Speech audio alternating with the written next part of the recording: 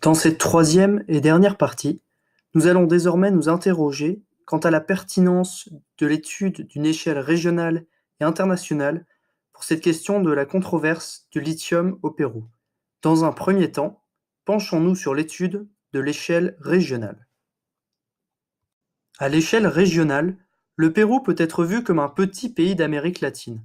En effet, ce pays montagneux compte 30 millions d'habitants, alors que l'Amérique latine compte 410 millions d'habitants environ, en excluant de ces chiffres la population du Mexique.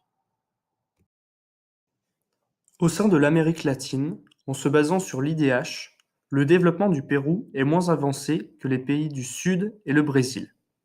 Il est équivalent à celui de la Colombie, et si l'on regarde au-delà de ce continent, il correspond à celui de l'Ukraine et de la Mongolie par exemple.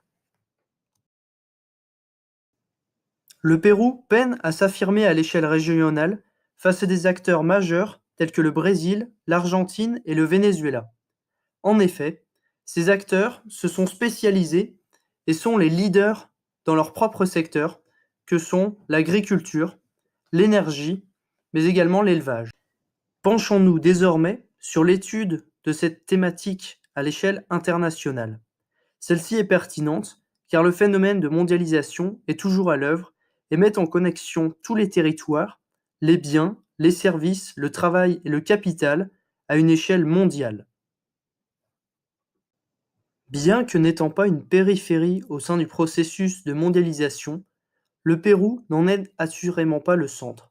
En effet, il est la 48e économie mondiale selon le FMI, et il représente un 350e du PIB mondial, ce qui souligne son poids faible à l'échelle mondiale. Depuis l'exploitation des premières mines d'argent au Pérou, le secteur minier a généré des richesses dans ce pays qui ont profité à leurs exploitants. Avec la pression actuelle que fait peser sur les cours l'augmentation de la production de véhicules électriques, l'exploitation à grande échelle du lithium est susceptible de générer un flux de capitaux tout en rassurant les bailleurs internationaux. Avec l'augmentation de la demande en termes de stockage d'énergie électrique, le lithium apparaît comme une ressource très importante.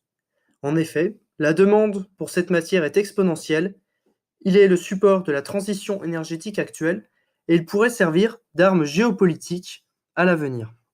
À l'image de certaines ressources inégalement réparties, le lithium est un potentiel outil au service du rayonnement et de l'influence du Pérou. Aujourd'hui, plus du quart de la production est destinée aux véhicules électriques, car à ce jour, le lithium est incontournable dans la production de batteries efficientes.